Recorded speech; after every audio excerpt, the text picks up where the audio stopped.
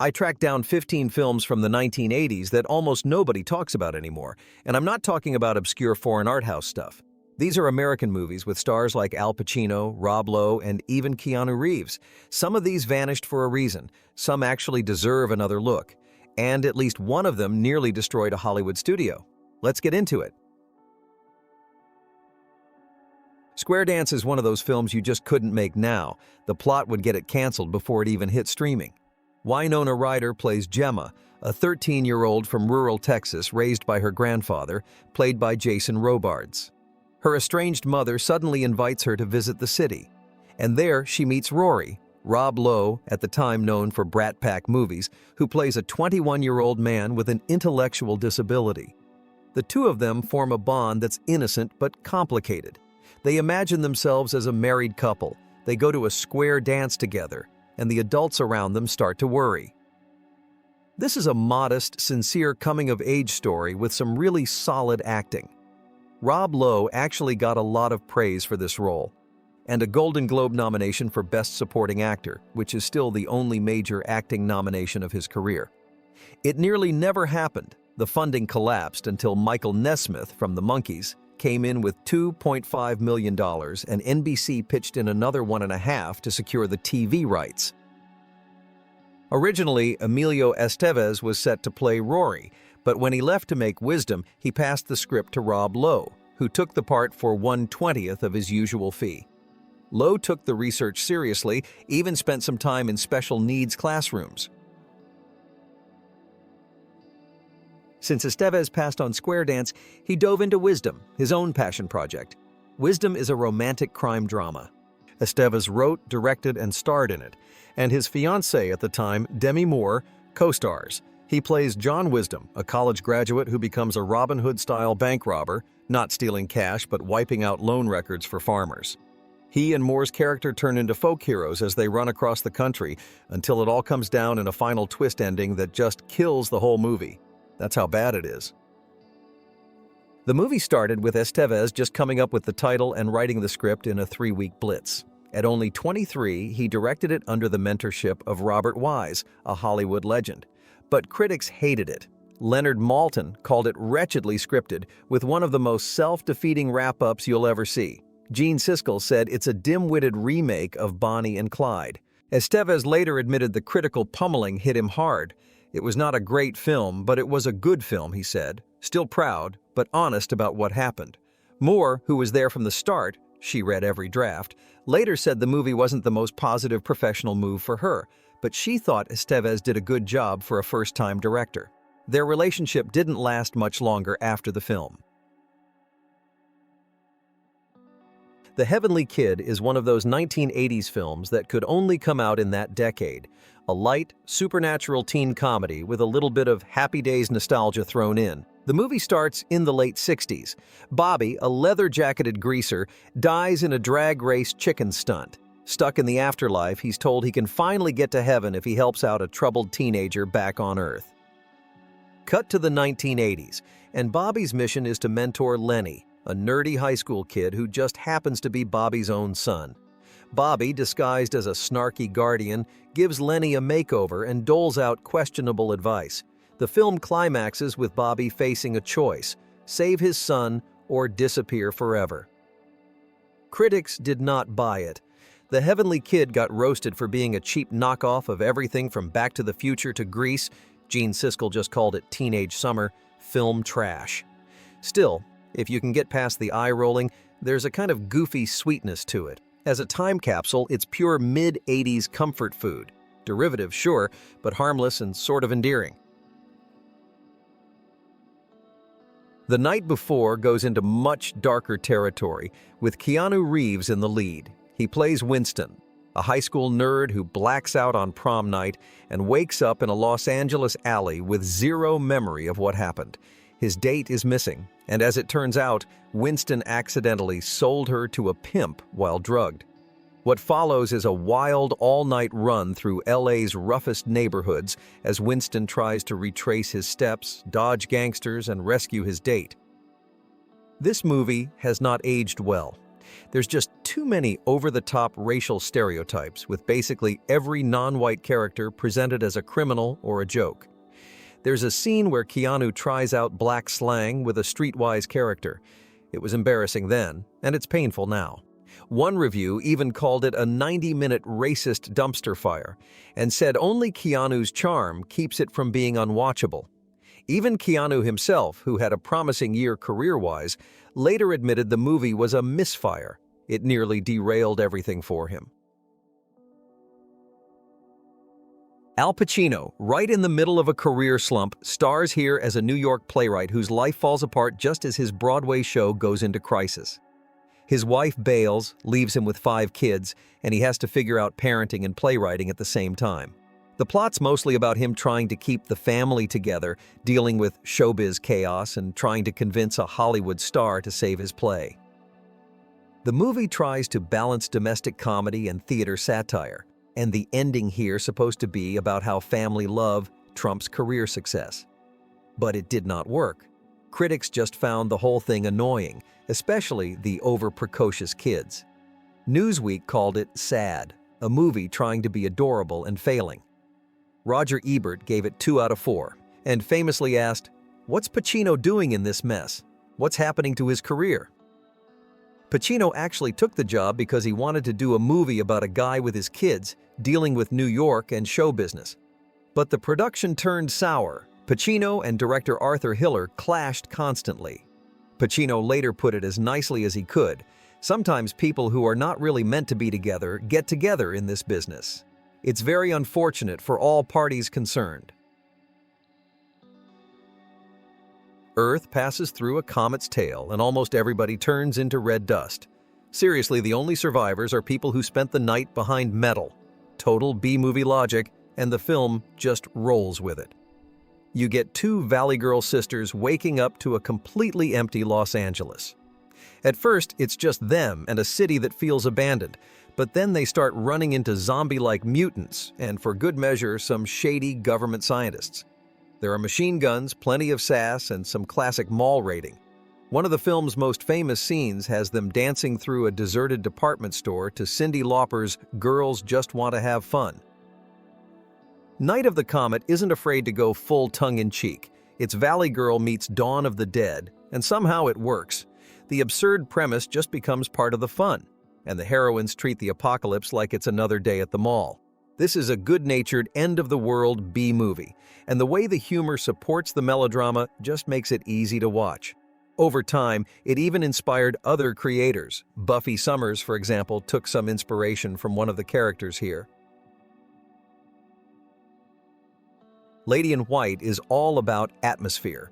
Set in a small town in 1962, it's got that perfect Halloween ghost story feeling. Frankie is a 9-year-old who, after getting locked in his school's cloakroom as a prank, witnesses the ghost of a little girl. What he sees is the murder reenacted right in front of him. Instead of backing off, Frankie starts digging into the mystery. He finds out about the Lady in White, the grieving mother's ghost, and eventually uncovers the truth about a long unsolved child murder. That real-life murderer is still somewhere in town. It's an old-fashioned ghost yarn, but what sets it apart is how well the film uses mood and family dynamics. Even Roger Ebert singled out the insidious atmosphere of the film, saying it's less about plot and more about the mood that takes over. Just proves you don't need big stars or special effects when you have a good story. Rotten Tomatoes has it at 67%. Pretty good, all things considered. It stands out as one of those rare PG-13 horror films that's creepy but still gentle. And a lot of people come back to it for that exact reason. North Shore is pure 1980s surf movie. It takes that familiar Karate Kid formula and just drops it onto the beaches of Oahu. Matt Adler stars as Rick Kane, a teenager from Arizona who thinks he's figured out surfing in a wave pool until he tries the real thing in Hawaii and gets a wake-up call. He picks up some humility, new skills, and starts to understand what surfing really means. Eventually, he goes up against the arrogant pro, played by Laird Hamilton, a real-life surf legend, in the big competition. It's a coming-of-age journey, loaded with Hawaii's natural beauty, a dose of romance, and a genuine look at surf culture in the 80s. At the box office, it was a wipeout, less than $4 million. Critics at the time wrote it off as a predictable Karate Kid copycat, but praised the surfing scenes. But the story didn't end there. Over the years, North Shore became a cult surf classic.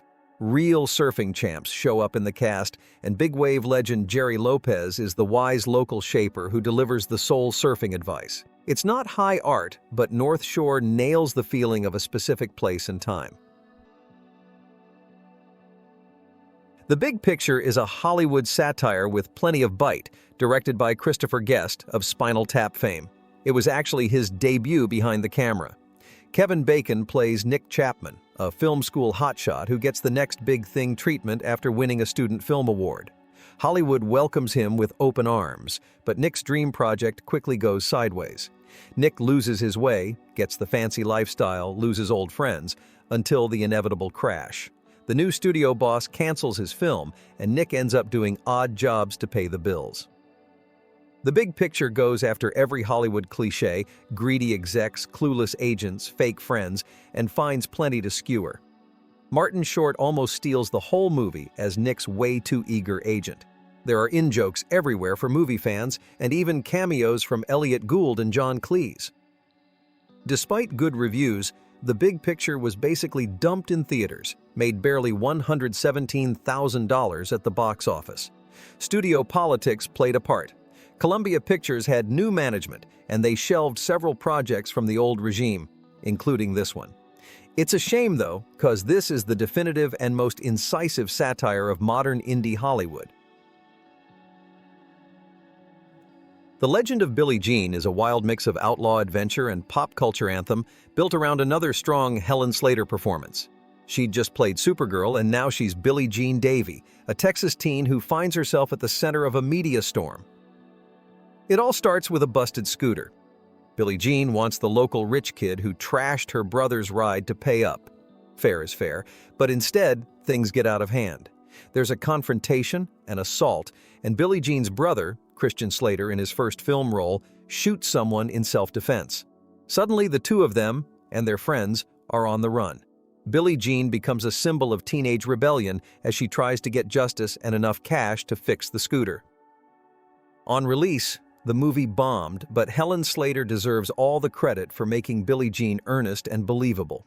Years later, though, The Legend of Billie Jean picked up a serious cult following. The theme song, Invincible by Pat Benatar, became a hit on its own. Benatar herself was not a fan. She'd introduced the song at concerts by saying, "This is from the worst movie ever made." Her attitude probably didn't help the movie's reputation at the time.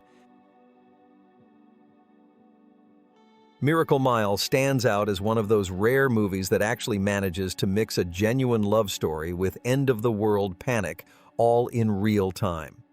It follows Harry, played by Anthony Edwards, who picks up a payphone outside a diner at 4 a.m. and hears something no one ever expects, a warning that nuclear missiles are on the way. Suddenly, he has about an hour left, and so does everyone in Los Angeles. But the real kicker is that Harry just met Julie. So now, instead of worrying about saving himself, he's dead set on finding her and not dying alone. From there, the film just goes. Harry tries to wrangle a helicopter evacuation, riot spreads through the city, things turn ugly fast. The whole thing builds toward an ending that, honestly, you just don't see in studio movies from the 80s. I won't spoil it here, of course, it deserves to be seen. The studio didn't know what to do with it. Miracle Mile got a tiny release, barely anyone saw it in theaters, and it slipped almost straight to VHS. It grossed just over $1 million, which, by Hollywood standards, is a flop. But over time, it built a following. People really responded to the gutsy, uncompromising way the film ends. Even Cloverfield, that 2008 monster movie, mirrors some of its story beats. Odd Jobs is pure mid-80s cable comedy. 5 college guys set up a moving business for the summer and end up in a turf war with the mob. The leads are Paul Reiser and Robert Townsend, both still years away from being household names. Their company, Affordable Moving, ends up butting heads with a rival crew that's actually a front for organized crime. From there, it's just mayhem. Car chases in moving vans, mob boss mix-ups, and slapstick showdowns where couches and refrigerators turn into a weapon. The movie doesn't even try to hide what it is. Lots of yelling, pratfalls, and the kind of juvenile jokes that filled up the HBO schedule back then. Critics pretty much hated it. It barely got a theatrical release, then landed straight on to late-night cable. Basically, Odd Jobs is mostly just a forgotten entry in the parade of 80s comedies that tried and failed to cash in on the Animal House formula. Solarbabies is the kind of movie you almost have to see to believe. Set in a post-apocalyptic wasteland where water is currency, a group of orphaned kids, the Solarbabies, fight back against an evil water-hoarding regime. They do so by playing lacrosse on roller skates for some reason. And if that's not enough, they also find a glowing alien orb that can maybe bring rain back to Earth. So, the kids escape their orphanage, dodge bounty hunters, get chased by solar-powered death rays, and try to save the world with this weird alien soccer ball. It was a disaster at the box office. $23 million spent, $1.6 million earned. For comparison, Aliens cost less and looked about 1,000 times better. Critics hammered it for being nonsensical and cheap. It holds a perfect 0% on Rotten Tomatoes. And the story behind the scenes is even wilder than the movie. Mel Brooks produced it. Years after Blazing Saddles, he wanted to try something serious, but Solarbabies spiraled out of control. The budget exploded from $5 million to $23 million. Brooks nearly lost everything. He mortgaged his house, his cars, everything just to keep the film going. He called it, "Half of it is like pretty damn good, and half of it is the worst movie I've ever seen in my whole life." The Ice Pirates takes place in a galaxy where water is more valuable than gold, and pirates literally steal ice from the bad guys. Robert Urich plays Jason, the lead pirate who ends up rescuing a princess. He gets tangled in a quest for a mythical water planet and runs from the evil Templars. The whole thing is intentionally goofy. Sword fights and chainsaws in space, a time warp that ages everyone decades in seconds, and even a chestburster parody with something called space herpes. None of this is meant to be taken seriously. It's Mad Max mixed with Star Wars, if both were made on a shoestring budget. The costumes are wild, the jokes are constant, and the whole thing has a sort of cheap energy you don't really see anymore. Most critics were not amused. The New York Times called it a Star Wars spin-off made in an underdeveloped galaxy, a mess that tries too hard to be funny. The movie has a 17% on Rotten Tomatoes, but at least the cast had a blast making it. Angelica Houston played a pirate, Ron Perlman was one of the crew, and everybody seems to remember the mess behind the scenes more than the movie. Vibes is a strange one, a supernatural comedy adventure with Cyndi Lauper and Jeff Goldblum as psychic misfits. Lauper plays a New York hairdresser who can talk to spirits. Goldblum is a museum guy who reads the past of objects by touch. Peter Falk recruits them for a treasure hunt in Ecuador, supposedly to find a lost Incan city filled with psychic energy. The whole thing turns into a jungle road trip, Goldblum and Lauper bickering, dodging rival treasure hunters, and trying to stay one step ahead of Falk's double crosses. It's a mix of comedy, adventure, and romance, on paper at least. In reality, it can't decide what it wants to be. Critics called it a tonal mess, the jokes didn't land, and audiences just stayed away. It made less than $2 million on an $18 million budget. Columbia Pictures tried to hype it up as Lauper's film debut, but it didn't do her any favors. She even won a Razzie for Worst Actress. It never got any real reappraisal. For most people, it's just another weird late 80s curiosity where Goldblum and Lauper hunt psychic treasure in the Andes.